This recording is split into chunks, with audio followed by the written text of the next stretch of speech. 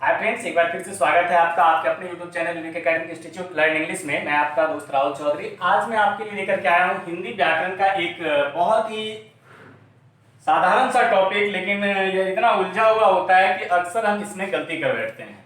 और दोस्तों, ये जो टॉपिक है हमारा क्रिया, ये एक ऐसा टॉपिक है कि जहाँ भी हिंदी की परीक्षा आप देते हैं, चाहे वो किसी स्तर का हो, आप क्लास 5 में आ जाओ, वहाँ भी आपको कर्म के आधार पर क्रिया केवल सकर्मक क्रिया और अकर्मक क्रिया को पढ़ना है। और आप चाहे किसी भी स्तर पर चले जाओ, आप नेट का एग्जाम देने जाओगे, वहां भी आपको इसकी आवश्यकता पड़ेगी। और ये कुछ नहीं है, अगले 5 मिनट में मैं आपको इतना आसानी से इसको समझा दूंगा कि फिर जीवन में कभी इसके लिए आपको दिक्कत नहीं होगी।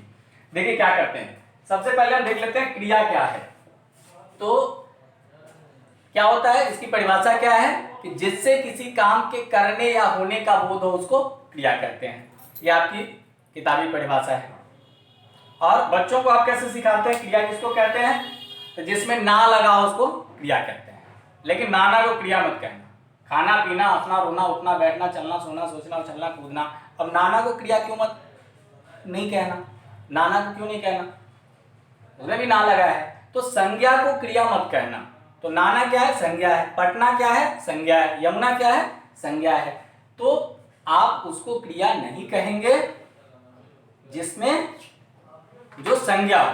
अन्यथा आप ऐसे पहचान सकते हैं कि जिसमें ना लगा उसको क्रिया कहते हैं। और आपकी किताब की परिभाषा भी बड़ी सरल है कि जिससे किसी काम के करने या होने का बोध हो उसको क्रिया कहते हैं। या आप एक कदम और चले आइए तो आप ऐसे समझ जाइए कि कर्ता के द्वारा किया जाने वाला कार्य जो है वो क्रिया है। यानी सब्जेक्ट जो कुछ करता है उसको क्या कहते हैं, क्रिया कहते हैं। क्रिया को अलग अलग ढंग से अलग अलग प्रकार से बांटा गया है, लेकिन कर्म के आधार पर क्रिया को 2 भागों में बांटा गया है, सकर्मक क्रिया और अकर्मक क्रिया। सकर्मक क्रिया स मतलब साथ, सकर्मक यानी कर्म के साथ, अकर्मक यानी कर्म के बिना। इसके नाम में आप देख लीजिए, सकर्मक यानी कर्म के साथ, अकर्मक यानी कर्म के बिना। और अब दूसरा तरीका देख लीजिए, जिस क्रिया को, अब इसको कैसे पहचानेंगे कि कौन सी क्रिया सकर्मक क्रिया है।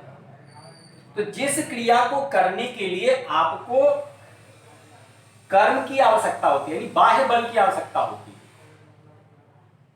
बाह्य कर्म की आवश्यकता होती है, उसको कहते हैं क्या, सकर्मक क्रिया। और जिस क्रिया को करने के लिए बाह्य बल की आवश्यकता, बाह्य कर्म की आवश्यकता नहीं होती है, उसको कहते हैं अकर्मक क्रिया। अब इसको कैसे समझेंगे, बाह्य कर्म क्या होता है। अब देखिए, खाना, खाना खा लेंगे, कैसे खा लेंगे, कुछ होगा एक्स्ट्रा तभी खा लेंगे, भोजन होगा तभी खाना खाएंगे ना। तो ये क्या हो गया, सकर्मक क्रिया हो गया। पढ़ना, क्या पढ़ना, कैसे पढ़ लेंगे आप, जब तक पुस्तक नहीं होगा तो बाह्य जरूरत पड़े। तो जिसमें आपको बाह्य कर्म की आवश्यकता पड़े उसको क्या कहते हैं, सकर्मक क्रिया कहते हैं। अब जैसे यहां लेते हैं उठना, अब इसमें आपको किसी बाह्य की जरूरत नहीं है। रोना, हंसना,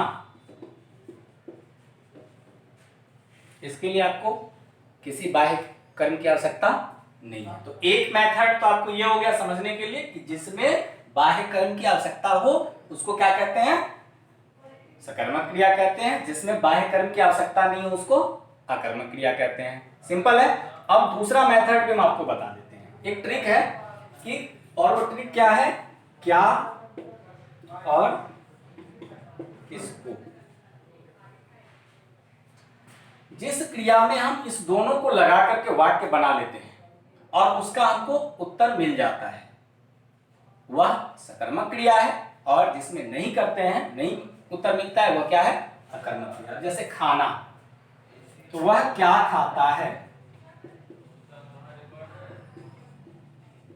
इसका उत्तर मिलता है आपको, बिल्कुल मिल रहा है। वह फल खाता है, वह रोटी खाता है, कुछ भी हो सकता है। पढ़ना, वह क्या पढ़ता है, वह पुस्तक पढ़ता है, उपन्यास पढ़ता है, कुछ भी हो सकता है, हनुमान चालीसा पढ़ता है। अब ये जरूरी नहीं है कि दोनों से वाक्य बने, दोनों में से किसी एक से ही आपको अगर बन जा रहा है तो आप उसको क्या मान लेंगे, सकर्मक क्रिया मान लेंगे। उठना, देखिए वह क्या उठता है, आपको इसका उत्तर मिलेगा, नहीं मिलेगा। वह क्या रोता है, वह किसको रोता है, नहीं मिल रहा है, वह किसको उठता है, नहीं मिल रहा है। तो दोनों में से किसी से ये प्रश्न नहीं बन पा रहा है, इसलिए ये सब क्या है, अकर्मक क्रिया। अब एक और चीज जो इंपॉर्टेंट मैं आपको बता देता हूं, जैसे हमने कहा उठना या रोना। अब रोना तो अकर्मक क्रिया है, क्योंकि उसमें न बाह्य बल की आवश्यकता पड़ रही है, न बाह्य कर्म की आवश्यकता पड़ रही है, और न ही आपको उसमें क्या और किसको के साथ आप उसके साथ क्वेश्चन बना पा रहे हैं।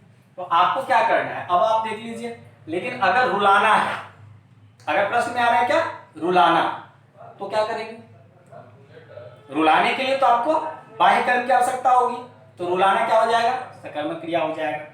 अब उससे प्रश्न भी बन जाएगा आपका, वह किसको रुलाता है, बन जा रहा है। तो रुलाना क्या हो गया, सकर्मक क्रिया हो गया, जबकि रोना क्या हो गया, अकर्मक क्रिया हो गया। हंसना अकर्मक क्रिया है, हंसाना क्या हो जाएगा, वह किसको हंसाता है, सकर्मक क्रिया हो गया।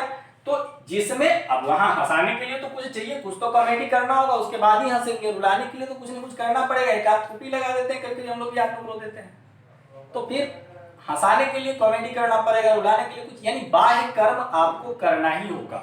जब बाह्य कर्म लग जाएगा वह हो जाएगा सकर्मक क्रिया, बाह्य कर्म नहीं लगेगा वो हो जाएगा अकर्मक क्रिया। जिस क्रिया में क्या और अथवा किसको लगा करके आप वाक्य बना पा रहे हैं वो हो गया सकर्मक क्रिया, और जिसमें नहीं बना पा रहे हैं वो हो गया अकर्मक क्रिया। आशा करता हूं दोस्तों कि इस छोटे से वीडियो में आपको सकर्मक क्रिया और अकर्मक क्रिया के बारे में अच्छे से समझ में आ गया होगा। अगर फिर भी आपको किसी प्रकार की कोई दिक्कत रह गई हो तो आप कमेंट करके पूछ सकते हैं।